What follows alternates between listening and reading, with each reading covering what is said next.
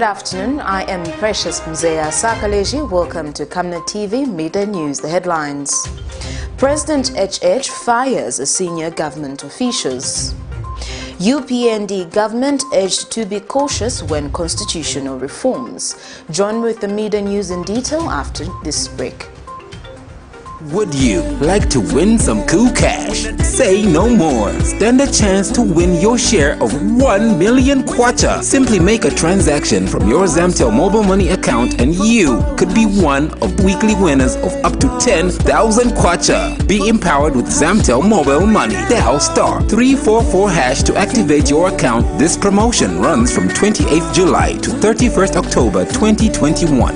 Zamtel, your digital lifestyle partner. And now the media news in detail. The National Legal Aid Clinic for Women says gender-based violence will continue to claim and destroy lives of victims, provided that victims of the violence remain quiet over the matter. Speaking during a live women rights program on Camnet television Friday morning, organization councillor Chileshe Ndlovu says some victims of gender-based violence do not realize that they are being abused due to some cultural norms. Mrs. Ndlovu says the fight against GBV should not be left to the victim alone, but that it is a collective responsibility of every citizen to report GBV matters without asking permission from the victim.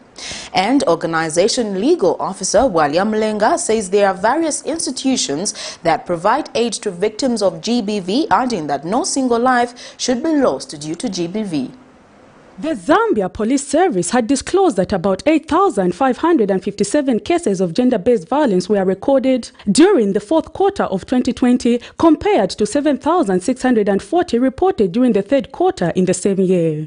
This indicated that the country had recorded a 10.7% increase in the number of gender-based violence cases compared to the previous quarter. While many victims of gender-based violence have decided to remain quiet over the matter, the National Legal Aid Clinic for Women says shielding the perpetrators of gender-based violence crimes only makes the situation worse, as they are likely to repeat the act. A slap is sufficient to amount to an act of gender-based violence.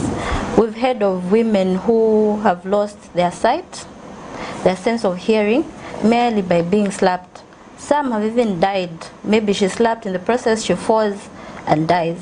So a slap is very much a form of gender-based violence, and one act is sufficient to constitute an act of gender-based violence. So if I'm beaten once, I can still go to the police. They won't turn me away. They won't say no, no. A single act is enough to constitute an offense of gender-based violence. She adds that there are many legal institutions in the country where the victims of GBV can be assisted. Go to your nearest police station and report this case of gender-based violence and you'll be assisted.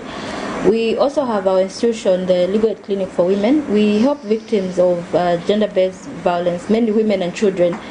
We help by obtaining the orders that I had mentioned, the occupation orders, the protection orders and the maintenance orders, just to protect them against cases of gender-based violence. There's also the YWCA. They also assist victims of gender-based violence. And the subordinate court, like I mentioned, is the only court which is mandated to hear issues of gender-based violence.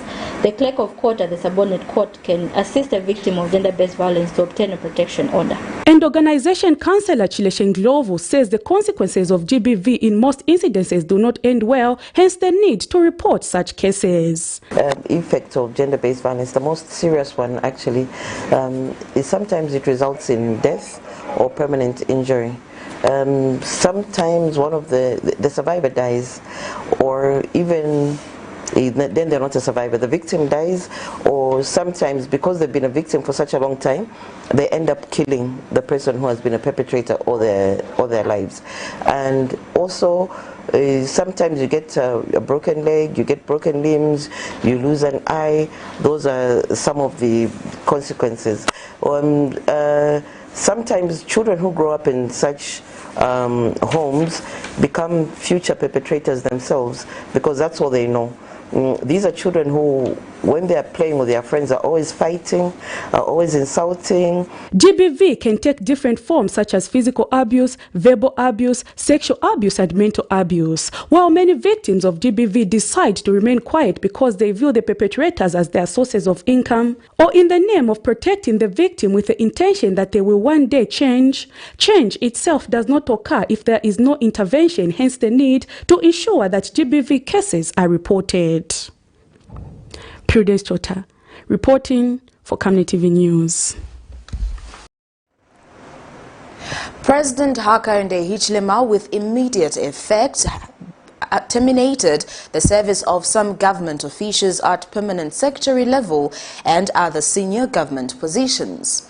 Meanwhile, President Hichilema has recalled some diplomats. Speaking during a briefing Friday evening, Special Assistant to the President, Anthony Walia, who read the speech on behalf of the President, states that the move has been made in view of keeping the promise of delivering service-based leadership. He reiterates that the termination of some government officials has been necessitated in order to enrich a new culture of accountability. The list of terminations and diplomatic recalls is as follows. Mr. Chanda Kabo, National Coordinator, Disaster Management and Mitigation Unit, Headquarters, Lusaka. Ms. Juliana Shaw, Permanent Secretary, Office of the Vice President. Mr. Boniface Chwali, Permanent Secretary, Public Service Management Division.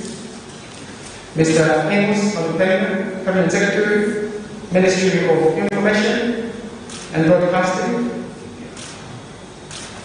Engineer Matthew Malulu, Permanent Secretary, Ministry of Local Government. Mr. Chandrakazia, Permanent Secretary, Ministry of Labour and Social Security.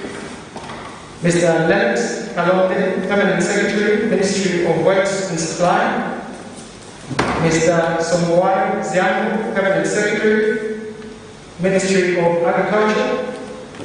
Mr. Bandi Mulenga, Permanent Secretary, Ministry of Mines and Mineral Development. Engineer Nishan Lung, Permanent Secretary, Ministry of Transport and Communications. Dr. Saston Siloma, Permanent Secretary, Ministry of Gender. Mr. Masie Band, Permanent Secretary, Ministry of Home Affairs. Mr. Emmanuel Bulude, Permanent Secretary, Administration, Ministry of Health.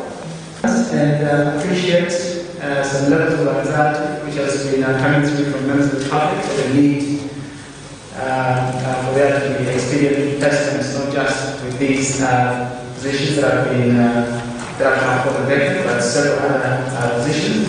But the President continues to emphasize that we shall remain methodical and ensure that we find not just any other replacements, but suitable replacements of Zambians who are. Meanwhile, an electoral expert, McDonald Jipenzi, has called on President Hakainde Hichilema not to appoint cadres in the diplomatic service. Those that will be taken in diplomatic service should be career people or people who are trained to do that, not cadres who from today they were saying, hey, tomorrow, no, you are a diplomat. I think that should come to an end. We must strengthen the Institute for Diplomacy, is it NIPA, and other institutions where people are supposed to be trained in this thing, so that when we are sending these people, they are truly career diplomats who, even when government change, they are still relevant.